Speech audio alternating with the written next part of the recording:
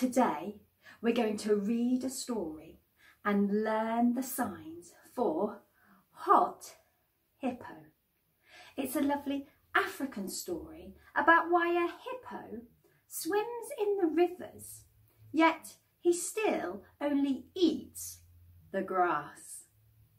I hope you enjoy. The sign for hot. You need a flat hand and you're going to place it at your forehead and just bring it across. Hot.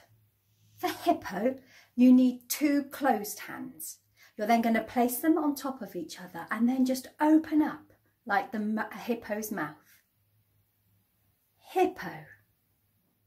River. N hands this time. You're going to place them at your waist and then you're just going to wiggle like tracing a river. River. To look. Index working hand at the side of your eye and then you just move it forward. Look.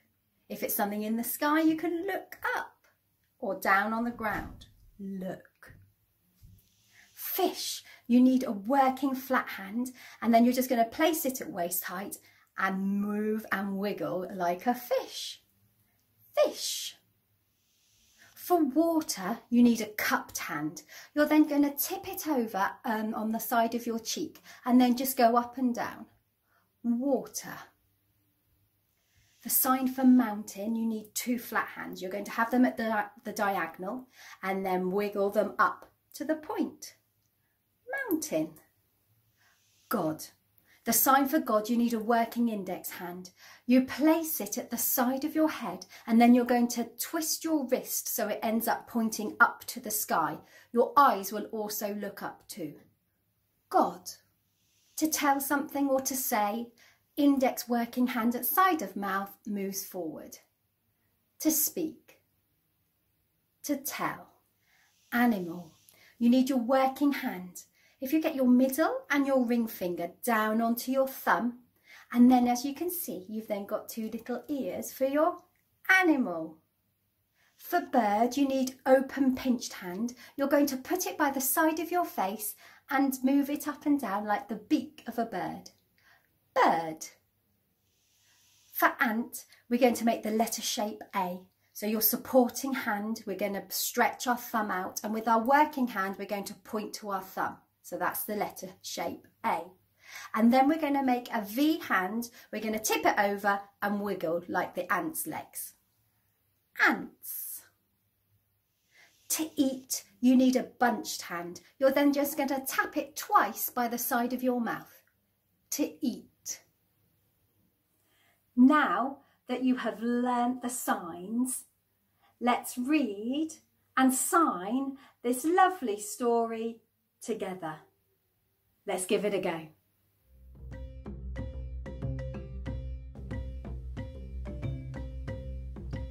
Hippo was hot.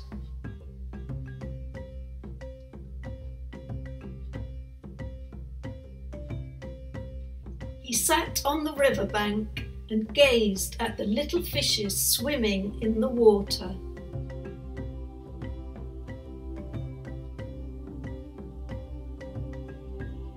If only I could live in the water, he thought. How wonderful life would be.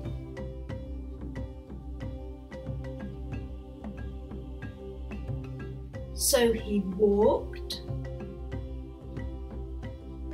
and he ran,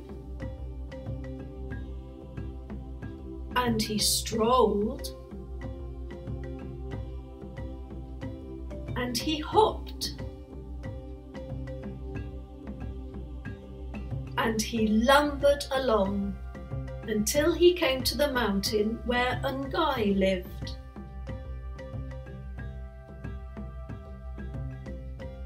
Ngai was the god of everything and everywhere.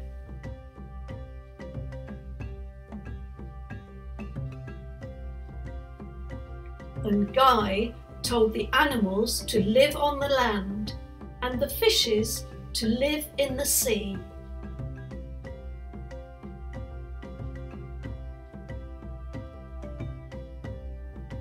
Ngai told the birds to fly in the air and the ants to live under the ground.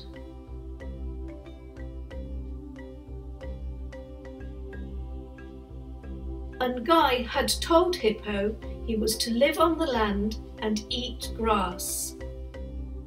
Please, O great Ngai, God of everything and everywhere, I would so much like to live in the rivers and streams, begged Hippo hopefully.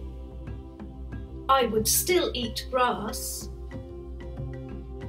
Aha! Thundered the voice of Ngai. So you say. But one day you might, just might, eat a fish to see if it tasted good. And then you would eat all my little fishes. Oh no, I promise I wouldn't, said Hippo.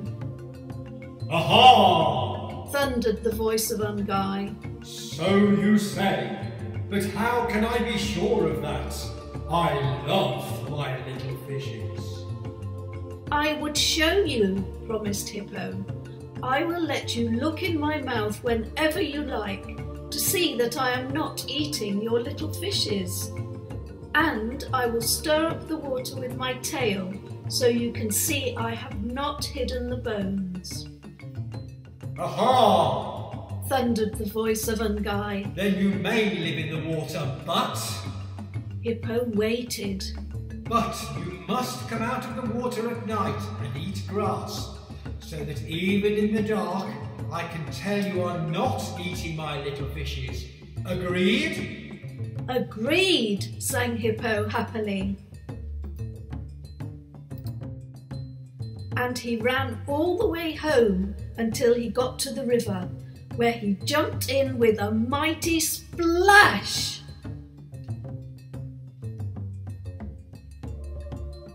And he sank like a stone because he couldn't swim. But he could hold his breath and run along the bottom, which he does to this very day.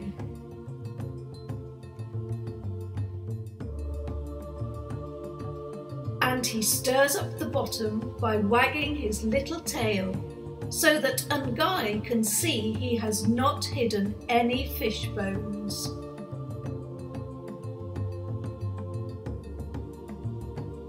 And now and then he floats to the top and opens his huge mouth ever so wide and says, "Look, Ngai, no fishes!"